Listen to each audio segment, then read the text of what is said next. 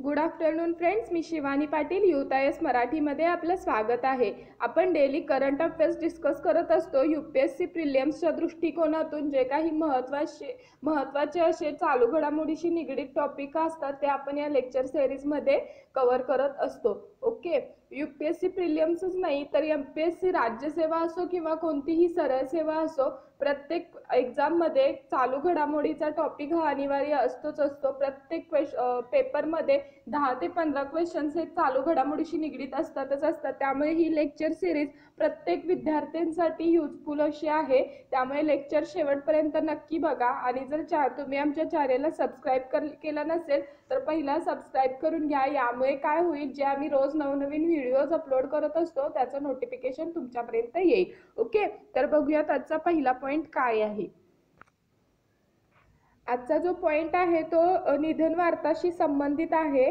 तर प्रसिद्ध कवयित्री सुगता कुमारी यांचं निधन झालेलं आहे, त्याच्याशी रिलेटेड हा पॉइंट आहे। तर बघूयात एक्झामच्या दृष्टिकोनातून काही महत्त्वाचे पॉइंट्स। तर प्रसिद्ध मल्याळी कवयित्री आणि कार्यकर्ता सुगता कुमारी वय वर्ष 86 यांचा कोरोनावरील उपचारादरम्यान मृत्यू झाला। सुगता टीचर नावाने त्या प्रसिद्ध होत्या। त्यांना वैद्यकीय महाविद्यालयाच्या अतिदक्षता विभागात दाखल केलेले होते। ओके, तर 21 डिसेंबर रोजी त्यांना कोरोना संसर्ग झाला होता। त्यांना आधी खाजगी रुग्णालयात दाखल केले होते। चाचणीतून त्या कोरोना बाधित असल्याचे समोर आल्यानंतर त्यांना सरकारी रुग्णालयात दाखल करण्यात आले। त्या औषधाला प्रतिसाद देत नव्हत्या। नंतर त्यांना कृत्रिम श्वसन यंत्रणेवर देखील ठेवण्यात आलं होतं। त्यांना ब्रॅकियल निमोनिया ही झाला होता आणि कोरोना पश्चात निमोनियाने त्यांची प्रकृती आणखी गंभीर बनली व त्यातच त्यांचा मृत्यू झालेला आहे। ओके, तर सुगता कुमारी यांचा मृत्यू कोरोनामुळे झालेला आहे। 21 डिसेंबर रोजी त्यांना कोरोना संसर्ग झाला होता। त्यांना पहिल्यांदा खाजगी रुग्णालयात दाखल केलं होतं। चाचणीतून त्या कोरोना बाधित असल्याचे समोर आल्यानंतर त्यांना सरकारी रुग्णालयात दाखल करण्यात आलं। त्या औषधाला प्रतिसाद देत नव्हत्या। नंतर त्यांना कृत्रिम श्वसन यंत्रणेवर देखील ठेवण्यात आलं। त्यानंतर त्यांना ब्रॅकियल निमोनियाही झाला होता आणि कोरोना पश्चात निमोनियाने त्यांची प्रकृती अधिक गंभीर झाली व त्यातच त्यांचा मृत्यू झाला। हे फक्त एक्स्ट्रा पॉइंट तुम्हाला माहित असावं म्हणून मी सांगतेय। तर सुगता टीचर या नावाने त्या लोकप्रिय होत्या, हे पहिला लक्षात ठेवा। त्यानंतर मल्याळम भाषेत समकालीन काळातील त्या प्रसिद्ध कवयित्री होत्या। सुगता कुमारी या सहवेदना, मानवी संवेदनशीलता व तात्विक बैठक असलेल्या कविता करत असत। महिलांना मिळणारी वाईट वागणूक व निसर्गाचा मानवाकडून सुरू असणारा ऱ्हास या विरोधात त्यांना 6 दशके लढा देखील दिलेला आहे। तसेच पर्यावरण व निसर्ग संवर्धनाच्या मुद्द्यावर त्यांनी अनेक चळवळींचे नेतृत्व देखील केलेलं होतं। ओके, तर पश्चिम घाटातील सायलेंट व्हॅलीत जलविद्युत प्रकल्प उभारण्यास विरोध करणाऱ्या आंदोलनात देखील त्या आघाडीवर होत्या। अरुणमुला येथील विमानतळाविरुद्ध आंदोलनात ही त्या सहभागी होत्या। परित्यक्त्या महिला व अत्याचारग्रस्त महिलांचा त्या आधार होत्या। त्यांनी 3 दशके अभया ही संस्था महिलांसाठी देखील चालवलेली आहे। ओके, तर हे जे काही 2 पॉइंट्स आहेत, हे जे काही 2 पॅराग्राफ आहेत, हे खूप युजफुल असे महत्त्वाचे असे एक्झामच्या दृष्टिकोनातून आहेत। तर परत एकदा सांगते, तर मल्याळम भाषेत समकालीन काळातील त्या प्रसिद्ध कवयित्री होत्या। सुगता कुमारी ह्या सहवेदना, मानवी संवेदनशीलता व तात्विक बैठक असलेल्या कविता करत असत। महिलांना मिळणारी वाईट वागणूक व निसर्गाचा मानवाकडून सुरू असणारा ऱ्हास या विरोधात त्यांनी 6 दशके लढा देखील दिलेला आहे। पर्यावरण व निसर्ग संवर्धनाच्या मुद्द्यावर त्यांनी अनेक चळवळींचे नेतृत्व देखील केलेलं होतं। तसेच पश्चिम घाटातील सायलेंट व्हॅलीत जलविद्युत प्रकल्प उभारण्यास विरोध करणाऱ्या आंदोलनात देखील त्या आघाडीवर होत्या। अरुणमुला येथील विमानतळाविरोधातील देखील आंदोलनात त्या सहभागी झालेल्या होत्या आणि परित्यक्त्या महिला व अत्याचारग्रस्त महिलांचा देखील त्या आधार होत्या। ज्या परित्यक्त्या महिला होत्या, ज्या अत्याचारग्रस्त महिला होत्या, त्यांना त्यांनी आधार दिला। त्यांनी 3 दशके अभया ही संस्था देखील चालवलेली आहे। ओके, तर हे काही महत्त्वाचे पॉइंट्स होते। त्यानंतर आपण बघणार आहोत रशियात पुतिन सरकारचा नवा कायदा। ओके, तर इंटरनॅशनल रिलेशनशिप शी रिलेटेड यावर क्वेश्चन्स येऊ शकतो। तर बघूया त्याच्याशी महत्त्वाचे पॉइंट्स। तर रशियाचे अध्यक्ष व्लादिमीर पुतिन यांनी एका विधेयकावर स्वाक्षरी केल्यानंतर त्याचे कायद्यात रूपांतर झालेलं आहे. तर तो कायदा कोणता? तर या नवीन कायद्यामुळे राष्ट्राध्यक्ष पदाचा त्याग केल्यानंतरही राष्ट्राध्यक्ष राहिलेल्या व्यक्तीविरोधात कोणत्याच प्रकारचा कायदेशीर खटला करता येणार नाही. म्हणजेच एकदा राष्ट्राध्यक्ष झाल्यानंतर त्या व्यक्तीला कायदेशीर खटल्यांपासून मरेपर्यंत संरक्षण मिळणार आहे. ओके, तर हा तो नवीन कायदा आहे. ओके, त्यानंतर तसेच या कायद्यासंदर्भातील माहिती मंगळवारी ऑनलाईन उपलब्ध करून देण्यात आली. या कायद्यामुळे राष्ट्राध्यक्ष पदावर असणाऱ्या व्यक्तीने किंवा त्याच्या कुटुंबियांनी या कालावधीमध्ये केलेल्या गुन्ह्यांपासून संरक्षण देण्यात येणार आहे.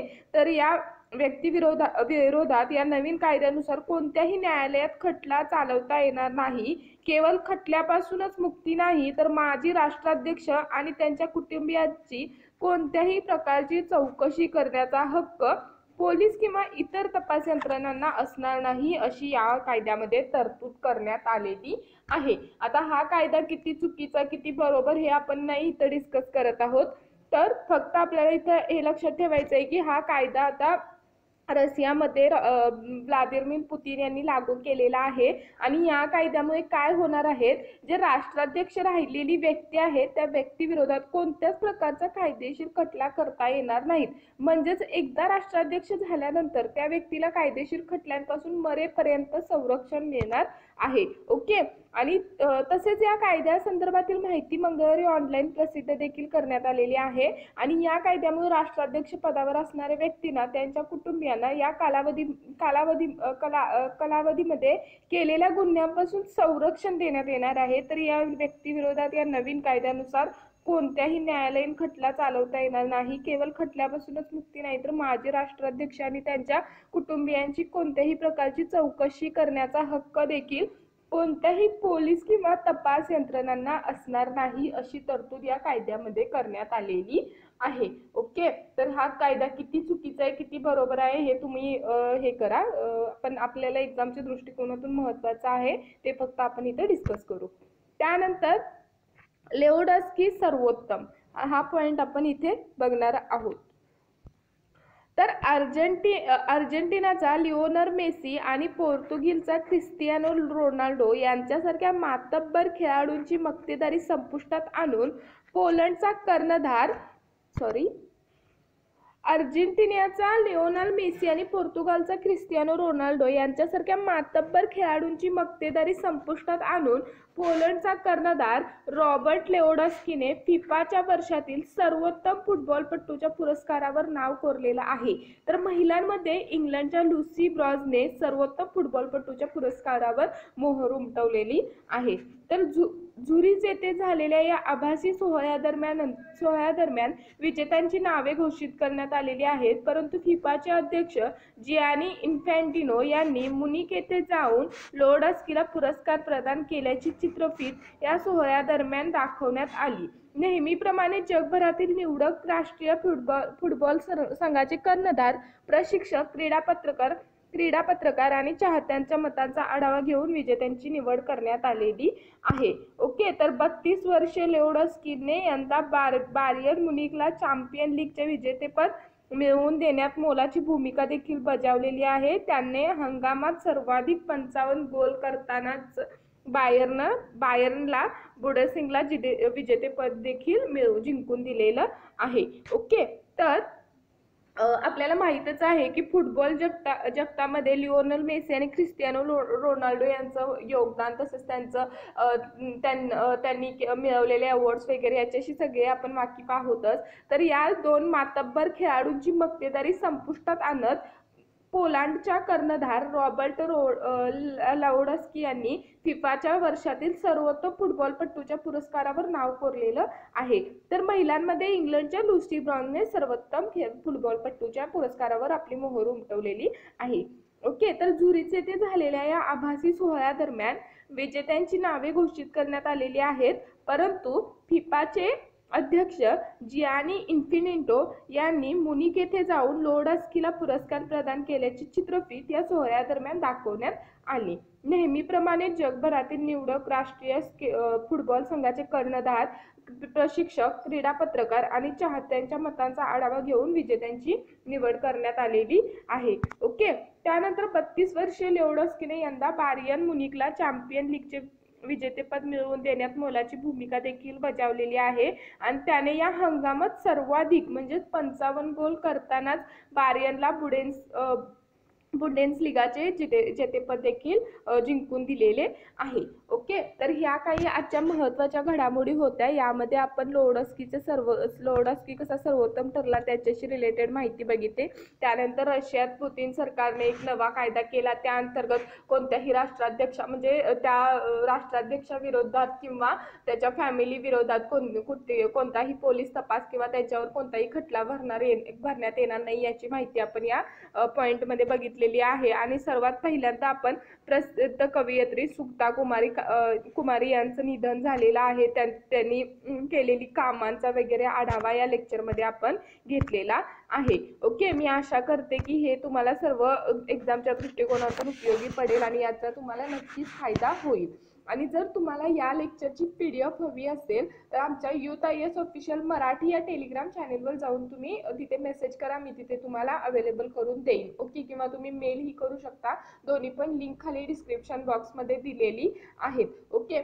तसंच UPSC मेन्सच्या दृष्टिकोनातून आन्सर रायटिंग प्रोग्राम ह्याचं महत्त्व किती आहे हे मी तुम्हाला वेगळं सांगायची गरज नाही आहे. तर आमचा आन्सर रायटिंग प्रोग्राम देखील स्टार्ट झालेला आहे. यामध्ये अफोर्डेबल प्राईजमध्ये आम्ही प्रत्येक विद्यार्थ्यांना क्वेश्चन आन्सर रायटिंगचे मार्गदर्शन करत असतो. त्यांच्याकडून आन्सर रायटिंग घेऊन त्यांना तज्ज्ञ मार्गदर्शकांकडून ते चेक करून त्याचा आम्ही रिव्ह्यू तुमच्यापर्यंत पोहोचवत असतो. ओके. जर तुम्हाला त्यामध्ये सहभागी व्हायचं असेल तर तुम्ही सहभागी होऊ शकता. याच्या रिलेटेड आणखीन डिटेल्सही तुम्ही आमच्या टेलिग्राम चॅनेलवर जाऊन घेऊ शकता. ओके. आणि लेक्चर जर आवडलं असेल तर लाईक, शेअर आणि सबस्क्राईब करायला विसरू नका. ओके. आणि लेक्चर शेवटपर्यंत बघितल्याबद्दल थँक्यू.